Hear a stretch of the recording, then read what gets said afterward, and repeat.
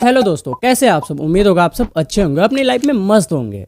अगर नहीं भी हो तो आप सब अपनी लाइफ को एंजॉय करना स्टार्ट कर दो, क्योंकि कब किसकी बुलावा आ जाए, कब अपने ही अपनों को जान के दुश्मन बन जाए, वो किसी को नहीं पता। तो दोस्तों, आज का जो स्टोरी आपसे शेयर करने वाला हूँ ना, उसे सुनने के बाद आप अपनों पे भरोसा करना छोड़ देंगे। पता है, जब मैं केस को स्टडी कर रहा था तब मेरे को एक पल के लिए ऐसा लगा कि मैं निकी यादव का केस पढ़ रहा हूँ। हाँ, वही निकी यादव जिसे 2 में करके फ्रिज में पैक कर दिया गया था। ज्यादातर तो लोग इस केस के बारे में सुने ही होंगे, अगर नहीं भी सुने हो तो कमेंट कर सकते हो, मैं इसके ऊपर अगले वीडियो बना दूंगा। तो दोस्तों, आज का जो केस है ना, बिल्कुल निकी यादव का केस पे ही मैच करता है। एक्चुअली मेरे को ऐसा लगता है कि जो मर्डर हुआ था वो निकी यादव से एक्सपायर हो कि नहीं, बल्कि इस केस से एक्सपायर होकर निकी यादव का कत्ल किया गया होगा, क्योंकि दोनों का स्टोरी सेम ही है। वो भी दिल्ली से ही थी और ये भी दिल्ली का ही है। उस केस में भी शादी को ही लेकर विवाद हुए थे और इस केस में भी वही है। बस फर्क इतना है कि साहिल निकी यादव को फ्रिज में छिपाया था और इस केस में बॉडी को तंदूरे पे भूंज दिया जाता है। दरअसल इस केस से लोगों को सीख लेनी चाहिए कि बेवजह किसी से झगड़ा करना मौत को दावत देने के बराबर है। ऐसा मैं इसलिए बोल रहा हूँ क्योंकि आज का जो केस है ना, वो उन लोगों पे सटीक बैठता है जो बिना बात को समझे बुझे कुछ भी कर बैठते हैं। एक केस में भी वही होता है, महिला किसी से बात कर रही होती है, बात करते देख इसका पति आग बबूले हो जाता है और बिना बात को समझे बुझे अपनी पत्नी को गोली मार कर के घाट उतार देता है। हत्या करने के बाद बॉडी को छुपाने के लिए ऐसा कृत्य करता है जिसे सुनने के बाद आपके रोंगटे खड़े हो जाने वाले हैं। सो बिना टाइम वेस्ट किए चलो वीडियो को शुरू करते हैं।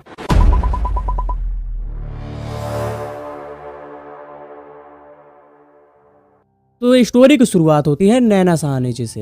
नैना पढ़ने लिखने में बहुत ही तेज तर्रार लड़की होती है। नैना का बचपन से ही सपना होता है कि वो बड़ा होकर एक पायलट बने। दिल्ली यूनिवर्सिटी से पढ़ाई करके नैना ऑस्ट्रेलिया में सेटल होना चाहती थी, क्योंकि उस वक्त इंडिया में इतना फैसिलिटी नहीं हुआ करते थे को यहाँ रहकर अपने सपने को साकार कर सके। लेकिन मैं वीडियो में आगे बढ़ूं उससे पहले ही आपको बता देता हूँ कि नैना साहनी जी का जान जाने का मेन कारण यही ऑस्ट्रेलिया जाने वाली बात ही थी। तो वीडियो का लास्ट तक देखना, आपको खुद ही समझ आ जाएंगे। नैना अपने कॉलेज टाइम के सबसे होनहार स्टूडेंट थी। उसे शुरुआत से ही पढ़ाई लिखाई में बहुत ही दिलचस्प थी। वो हर बारी अपने कॉलेज में अच्छे मार्क्स लाती रहती थी, जिससे बाकी स्टूडेंट नैना से बहुत प्रेरित होते थे और उससे फ्रेंडशिप करना चाहते थे। हालांकि नैना उनसे दोस्ती कर भी लेती है, क्योंकि नैना का ऐसे एक भी दोस्त नहीं थे जो उसके साथ टाइम बिता सके। वो ज्यादातर अकेली रहती थी जो उसे अच्छा नहीं लगते थे, इसलिए नैना उन सभी से फ्रेंडशिप कर लेती है। लेकिन बात दोस्ती तक रहती तब तो एक से तो इतनी गहरी दोस्ती हो जाती है कि कब वो दोस्त से प्यार में बदल जाता है और नैना को खुद ही पता नहीं होते। दरअसल जिस लड़के से नैना का नजदीकी बढ़ता है उसका नाम मतलूब करीम होता है और वो भी नैना की तरह पढ़ने लिखने में बहुत ही तेज तर्रार होता है। उनका हर बात एक दूसरे से शेयर करना, एक दूसरे के साथ ज्यादातर टाइम बिताना उन्हें बहुत ही अच्छा लगने लगा था। ये ज्यादातर एक दूसरे के साथ ही रहते थे, लेकिन इनका रिलेशन ज्यादा दिन तक नहीं चलता, क्योंकि मतलूब एक मुस्लिम फैमिली से बिलोंग करता था और नैना पंजाबी फैमिली से। बात घर तक पहुंचती उससे पहले इनके बीच ब्रेकअप हो जाता है। ब्रेकअप होने के बाद नैना की लाइफ बहुत ही बोरिंग हो जाती है। उसके पढ़ने लिखने और काम धाम में बिल्कुल भी मन नहीं लगते। वो बहुत ही उदास उदासी रहने लगती है। लेकिन नैना जैसे तैसे खुद को संभाली और पढ़ाई करना फिर से स्टार्ट कर देती है। पढ़ाई वगैरह कंप्लीट करके नैना ऑस्ट्रेलिया न जाकर दिल्ली में ही यूथ पार्टी यानी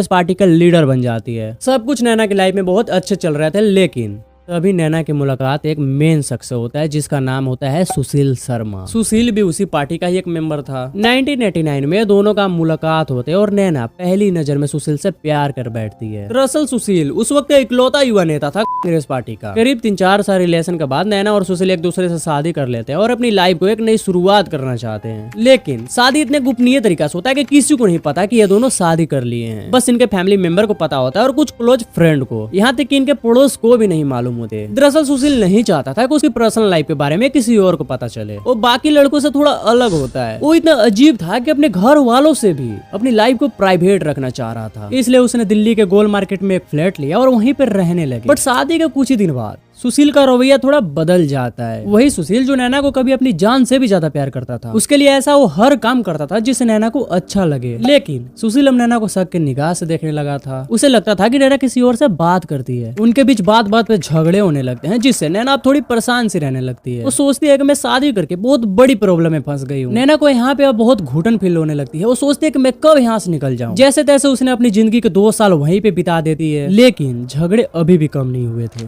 2 जुलाई 1995 नैना सोच लेती है कि कैसे भी करके अब यहाँ से निकलना होगा। तो अभी उसको अपनी एक्स बॉयफ्रेंड मतलब करीम का याद आते हैं। उसने उसके पास फटाक से कॉल कर दिया और हेल्प मांगती है। नैना बोलती है कि मतलब कैसे भी करके मुझे यहाँ से निकाल दो, मैं यहाँ बिल्कुल भी नहीं रहना चाहती। ऐसा लगता है जैसे मैं कोई नर्क में आ गई हूँ। मतलब तुम ही अब कुछ कर सकते हो क्या? मेरे लिए तुम वीजा पासपोर्ट बनवा सकते हो जिससे मैं ऑस्ट्रेलिया जा सकूं? बस इतना ही बात हो ही रहा था कि तभी सुशील आ जाता है। सुशील को आते देख नैना फटाक से कॉल को काट देती है, जिसे सुशील को बहुत गुस्सा आता है और नैना से फोन मांगता है और वही नंबर पे कॉल कर देता है। उधर से मतलब की आवाज सुनते ही सुशील गुस्से से और आग बबूला हो जाता है। वो बस इतना ही बोलता है कि मेरा शक बिल्कुल सही निकला। इतने में ही नैना और सुशील के बीच झगड़े होने लगते हैं। झगड़े इतने बढ़ जाते हैं कि सुशील अपना आपा खो बैठता है और रिवॉल्वर निकालता है और नैना की तरफ फायर कर देता है, जिससे पहला बुलेट जाकर पीछे एसी में लगता है, दूसरे यहाँ पे और तीसरा बुलेट जाकर यहाँ पे लगता है। बुलेट लगते ही नैना के सांसें थम से जाते हैं और वहीं पे ढेर हो जाती है। सुशील नैना को तो खत्म कर दिया था, लेकिन उसे अभी भी डर था कि वो पकड़ा जाएगा। वो सोचता है कि क्यों ना नैना को यमुना नदी में बहा दिया जाए, जिससे किसी को पता भी नहीं चलेगा और मैं बच जाऊंगा। वो तुरंत से नैना को प्लास्टिक में रैप करता है और अपनी गाड़ी के डिक्की में डालकर चल देता है यमुना नदी के किनारे। लेकिन उसके लिए एक समस्या था, उस वक्त वहाँ पे इतने ट्रैफिक होते हैं कि वो ऐसा नहीं कर पाता है। वो सोच ही रहा था कि कैसे को ठिकाना लगा जाए कि तभी उसके गंदे दिमाग में एक आइडिया आता है। वो सोचता है कि क्यों नहीं